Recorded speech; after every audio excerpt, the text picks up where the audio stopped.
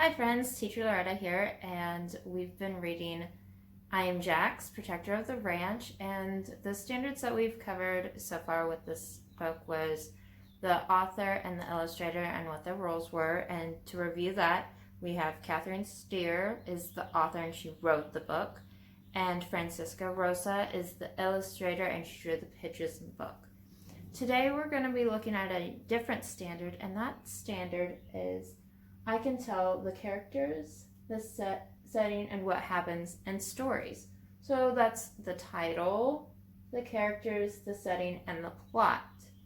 And so let's go over and refresh ourselves of what we have heard so far and learned so far in this story. So the title is I Am Jax, Protector of the Ranch. The characters are Jax, Bev, Stormy, Sweep, Gale, and Colton. The setting is a ranch in Texas, and it takes place at night and the next morning.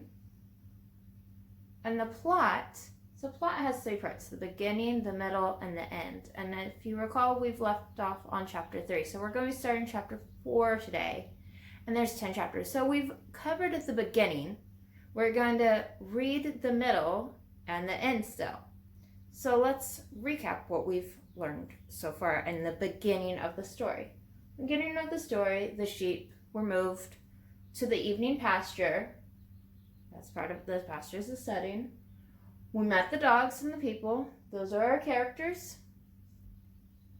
We have the dogs that are out in the pasture guarding the sheep when 3 coyotes came to attack the sheep, but our guard dogs did their job and guarded them, not before Bev got hurt. So Gale came and took Bev to the vet, leaving Jax and Stormy to guard the sheep.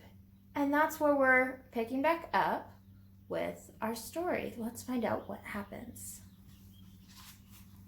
Chapter 4, In Charge. Don't get me wrong, I'm a dog who likes excitement. But I've got a lot to keep track of tonight. Our lead dog is gone. I have a puppy to watch over, and there's still a full moon lighting up the pasture. I hope that full moon doesn't mean more trouble. Without Bev around, Stormy sticks close to me. She learns from watching us bigger dogs. I know I can show her what a guardian dog does to protect the flock. I can model the right way to act. But there are some things I can't warn Stormy about. Things I learned the hard way as a puppy. We guardian dogs can usually tell what is and what is not a threat.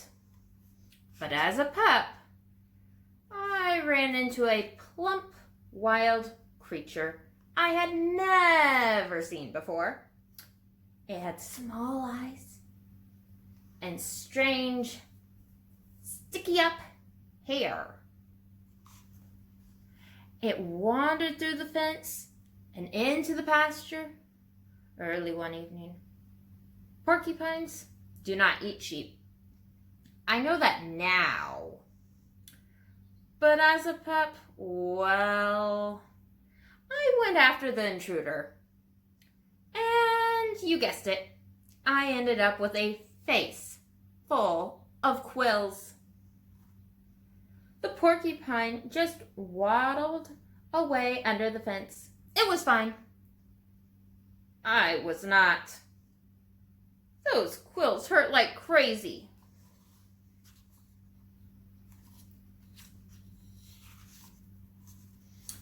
I remember lying with my nose on Gale's lap as she spoke soft words as she pulled out each quill. Be brave, Jax, she said. I'll have these out in no time. It's a hard lesson to learn. I I bet you never tangle with that old porcupine again. I whined and whimpered. But I survived. And Gil was right. I learned my lesson. I hope that is a lesson Stormy never has to learn. There are other things to keep watch for tonight, too. A big ewe moves away from the flock.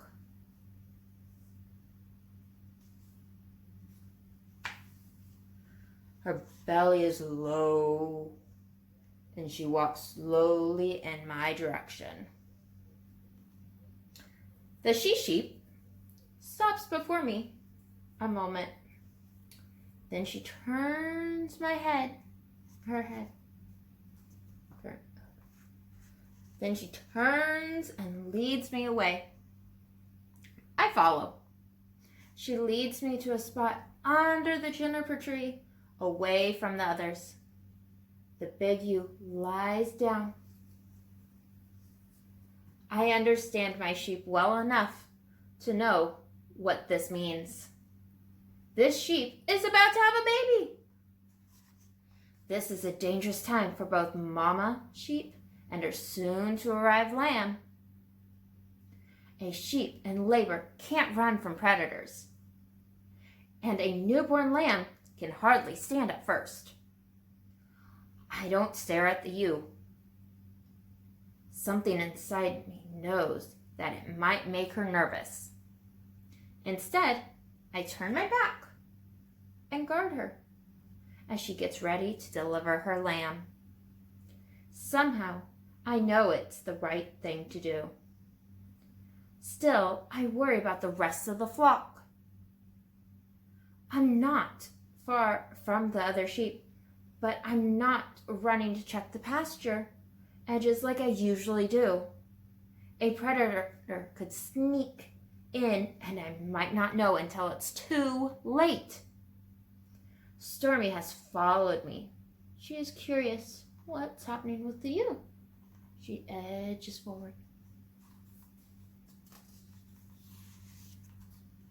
I step between the ewe and Stormy, hoping the pup will get the hint. That mama ewe doesn't need Stormy's help. I guess Stormy is growing up, though. Maybe her own instincts are kicking in. The tough pup knows it's best to leave my side now. She knows the rest of the flock needs protection, too. I am relieved when Stormy turns and moves closer to the flock. I stand in the grass and hear the low sounds of the mama sheep behind me. If all goes well, I will meet the new lamb tonight. There's the sheep and Jax and Stormy standing in between saying, nope, you don't need to come closer. So that's the end of chapter 4. We'll come back and again for chapter 5. See you next time. Bye.